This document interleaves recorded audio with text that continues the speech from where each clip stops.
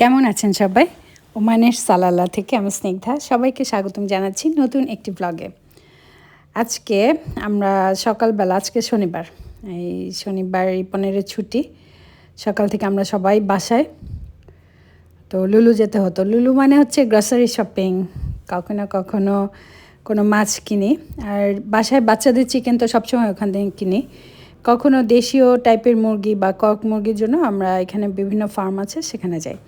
তো আমার মনে হলো যে আজকে মানে বাজারে না গেলেই নয়, আসলে একটু বিজি টাইম যাচ্ছে। আমার বেবির পরীক্ষা, মেঝো মেয়েটার পরীক্ষা, তো পারতপক্ষে বাসা থেকে বের হতে চাই না। বাচ্চারা বড় হচ্ছে তো। তো এই লুলু গিয়ে আমি একটা মশলা বানাচ্ছি, দেখতে পাচ্ছেন, আমি পরে বলবো সব। লুলু গিয়ে একদম বাচ্চাদের কিছু জিনিস কেনাকাটা করা ছিল, ওদের স্ন্যাক্স, ওদের খাবার, এগুলো। কিন্তু রিপন দেখি তাজা মাছ পেয়েছে, কোরাল ফিশ, এখানে বলে সি বাস। তো অনেক বড় সাইজ ছিল মাসাল্লাহ, এবং দেখে খুব ভালো লাগলো। অন্য সময় মাছ নিলে আমি বলতাম যে এখন তো আমি রান্না করতে পারবো না, নিও না। আর ফ্রিজে অলরেডি কোরাল মাছ আছে, 4টা কোরাল মাছ কাটা আছে। বললো যে না, একদম ফ্রেশ লাগছে, নি হচ্ছে নাও। তো বাসায় এসে, বাসায় আস্তে আস্তে আমাদের 1:30 বেজে গিয়েছে। অন্য সময় হলে হয়তো বাইরে থেকে খাওয়া নিয়ে আসতাম, এখন তো ডাইন ইন করার টাইম নাই আমাদের। হয়তো খাবারটা এনে বাসায় টেক অ্যাওয়ে করতাম, বাসায় খেতাম, দুপুরে লাঞ্চটা করতাম। তো মনে হলো এত সুন্দর মাছ আছে, আর বাসায় গিয়ে একটু ফিশ বিরিয়ানি বানাবো। মানে এটা আমার নিজের মনের কথা, এটা আমি ওকে কিছু জানাইনি। তো বাসায় এসে যেটা করতে হয়, একটা বিদেশ, প্রবাসী লাইফ। আর আমাদের খাওয়ার কতগুলো ধাপ থাকে বলেন তো একটা খাবার বানানোর প্রসিডিউরে। ইচ্ছা হলেই কিন্তু 2টো ব্রেড নিয়ে একটু মেয়োনেজ লাগায় একটা ডিম পোচ করে বা একটু চিকেন একটু জাস্ট বয়েল করে দিয়ে খেয়ে ফেলা যায়, তাই না? কিন্তু আমাদের যেন কত ভারিক্কি, কত কাজই শেষ হয় না। তো রিপন যখন, মানে মাছটা যখন এনেছি বাসায়, তখনই বললাম না যে আমার মাথায় এটাই ছিল যে ফিশ বিরিয়ানিটা করব। সো বাসায় এসে প্রথম কাজটা করলাম যে একটা মাঝারি টাইপের পেঁয়াজ নিলাম, সাথে 1 চামচ সাদা সরিষা, 1 চামচ কালো সরিষা, আর 4টা গাছের মরিচ, আমার গাছের কাঁচা মরিচ, ওগুলো লাল রঙের হয়, সেগুলো একসাথে একটু পানি দিয়ে ব্লেন্ড করে নিলাম, অল্প পানি দিয়ে। এটা গেল 1 নাম্বার প্রসিডিউর।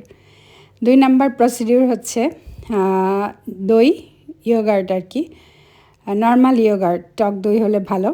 আমার কাছে এটা সুইট না, সাওয়ারও না, এটা নর্মাল আমাদের এখানে যে ইয়োগার্টটা পাওয়া যায় সেটা, সাথে গাছের পুদিনা আর ধনে পাতা দিলাম। ধনে পাতা একসাথে করে ব্লেন্ড করলাম, ওটা পানি ছাড়াই সুন্দর ব্লেন্ড হয়ে যাবে। ওটা করে এক সাইডে রেখে দিলাম।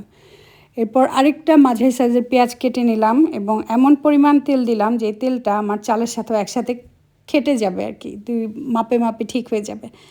আর অন্যদিকে চালটা আমি 2.5 কাপ চাল নিয়েছি।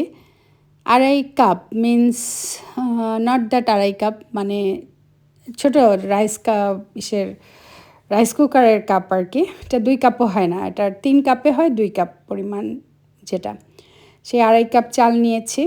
আর আমি 4টা মাছ ভেবেছি করব, পরে আরেকটা মাছ নিলাম। মাছগুলো এত নরম, যখন জাস্ট তেলে দিলাম দেখি যে মাছ তো উল্টাতে গেলেই ভেঙে যাবে, তাড়াতাড়ি করে আরেকটা মাছ নিয়ে নিলাম।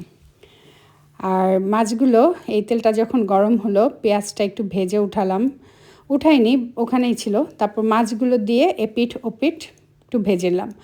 আর মাছগুলো ধুয়ে সুন্দর করে লবণ আর মরিচ দিয়ে মেখে রেখেছিলাম। এখানে লেবুর রস দিলে কোনো মজা টজা কিছু হতো না, মাছ আরও তাড়াতাড়ি খুলে যেত, সেই জন্য আমি লেবুর রসটা ইউজ করিনি। আর এখানে সাদা তেল, আমরা সানফ্লাওয়ার অয়েল খাই, সেটা দিয়েই করেছি। চালটা ভালো করে ভেজে নিলাম। এখানে দিয়েছি তেজপাতা, দারচিনি, এলাচি, খুব মিনিমাম। মেইন মশলাটা হচ্ছে এখানে মেথি, শাহি জিরা, গোলমরিচ। মেথিটাই একটা ফ্লেভার দিবে মাছে, আর খুব বেশি কোনো ধরনের মশলা ইউজ করতেই হবে না। তো এটা যখন মানে কষানো হচ্ছিল, মাছটা যখন আমি ফ্রাই করছিলাম, তখন আমি ওই সরিষাটা দিয়ে দিই, আপনারা দেখেছেন অলরেডি।